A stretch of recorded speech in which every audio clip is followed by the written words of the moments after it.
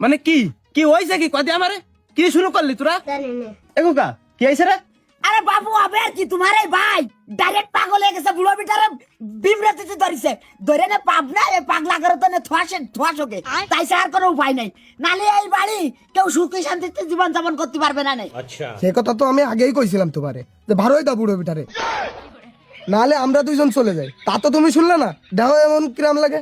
ও তার মানে আমার এই বাড়িতে ভাড়া দেওয়ার পরিকল্পনা বহুত আগের থেকেই চলতিছে। তাই তো বলি জসিম, এই সামান্য বিষয় নিয়ে আমার সাথে ভাবে দুর্ব্যবহার করার কারণ কি? এবার আমি বুঝতে পারিছি, এবার আমার কাছে সবকিছু ক্লিয়ার, বিষয়টা এবার আমি বুঝতে পারিছি। তা বুঝতে যায় তো পারিছো, তা তুমি এখনো দাঁড়ায় রয়েছো কিছুর জন্য? বাড়ি যাও, বাড়িতে বাড়ি যাও। ও এই ব্যাপার, ঠিক আছে ঠিক আছে। তবে খুকা একটা কথা মনে রাখিস, সাল কিন্তু তোরটাও বড় আসছে, তোর কর্মের ফলের জন্য প্রস্তুত থাইস তুই। আর আজকের এই দিনটার কথা, আজকের এই ব্যবহারটার কথা, এই সময়টার কথা মনে রাখিস তুই। হ্যালো বাবু, আমি কি তোমার মতো অসহ্য লোক নাই যে আমার সাল আমার বাড়িতে বার হয়ে দেবে? হ্যাঁ না মানে তুই তো মেলা খানিক বেলাইনি চলে গেছিস রে খোকা। ওরে বেলাইনি ও আজকে যায়নি, বহুত আগেই নষ্ট হয়ে গেছে ওর স্বভাব।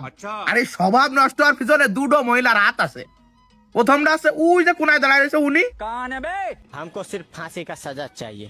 আর একটা আছে ইনি, উনি আছে লাই দিয়ে দিয়ে, আর ইনি আছে কানে ফুসমন্ত দিয়ে দিয়ে নষ্ট হইছে রে। अच्छा সময় থাকতি যদি কষণটা দিয়ে রাখা যেত, তাহলে আর মামলাটা আজকে এই বাড়িতে ভাড়াই দেওয়া পর্যন্ত আসতো না, আজকাল বাড়িতে ভাড়াই দিতে যেত না ও।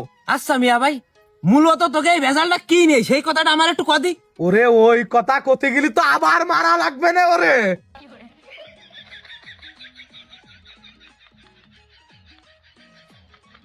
আমি মদন, আমি যে মদন আজ পর্যন্ত যাই না বুঝি একটা হারাম টাকা খাইনি। আমারে ও জুয়োর ঠাতে গোশ কিনে এনে খাইছে, তাও একদিন না চারটে দিন। করবো জসিম, আমার মজ্জরে কি করতে মন চাচ্ছে আমি তোরে বইলে বুঝতে পারবো না। আচ্ছা খোকা, তুই কি কোনোদিন ভালো হবি না নাকি? মানে বিয়ে শাদী করে সাল ভালো হয়ে গেল, এখনো তো স্বভাবই ভালো হলো না, জুয়া খেলে এখনো ছাড়তে পারলি না, সেই আগের মতো খারাপই থাকে গেলি। তুই তুই আমার সালটারে দেইছিস? কোনোদিন দেইছিস এরা উল্টো পাল্টা কাজ করে বেড়াতি? হ্যাঁ ওই শোনো কথাবার্তারা, কিছু করলেই নিজের সালের কথা আগে কবে। তোমার সাল তো সাধু হয়েছে, ডাইরেক্ট সাধু হয়েছে, মানে সবসময় খালি সালের কথা। সালের কি বড়াই যায়?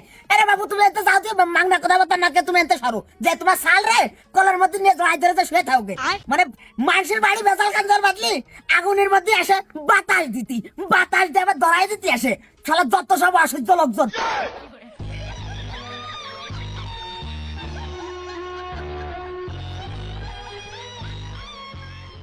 খোকা তুই কিন্তু এবার একটু অতিরিক্ত কয়ে ফেলাচ্ছিস, তুই কিন্তু ভুলে যাচ্ছিস যে জসিম তোর কাকা।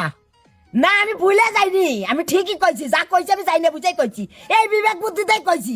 আর এমনিতে এইসব লোকের সাথে এসে আমি ভালোভাবে কথাবার্তা করতে পারি না। পারবি না তো, কারণ তোর ভিতর আছে শিক্ষার অভাব। যে মানুষ প্রাইভেটের টাকা জুয়ো খেলতে পারে তার কাছ থেকে এসে ভালো ব্যাপার আশাও করি না আমি। মানে তোমার কথাবার্তা শুনে মনে আছে কি আব্বা তোমরা দুই ভাই বিরাট শিক্ষিত, উচ্চ মানের শিক্ষিত, তোমরা নোবেল প্রাপ্ত। তোমরা তোমাকে কথা আমি শুনেছি তো দাদার কাছে, তোমরা কি করিছো? দাদা বাড়তি বাড়তি তোমাকে ফিটে সাল উঠাই ফেলিছে, ক্যান্ডাল দুই সেরের বাইকে গেছে, তাও কোনোদিন একটা বার একটু স্কুলের বারান্দায় নিতে পারিনি। আবার তোমরা আমার দাও জ্ঞান, আবার কি আমারে কয় যে আমি বলে অশিক্ষিত। শালার কথাবার্তার, শালার অশিক্ষিত লোকজন কোথাকার।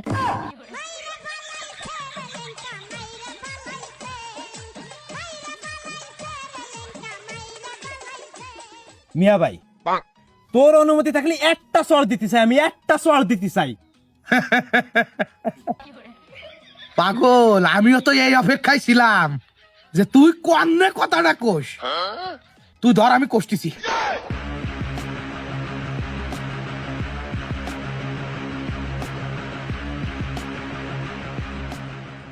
জসিম তারা বলাতে না পারে, ওরা যে কোনো কাজে ধরতে হবে আজকে। আমার এই বছরটা বাড়িতে ভাড়া দিতে চাইছো, ওরা আজকে ছিঁড়ে বুড়ে ফেলাবো আমি।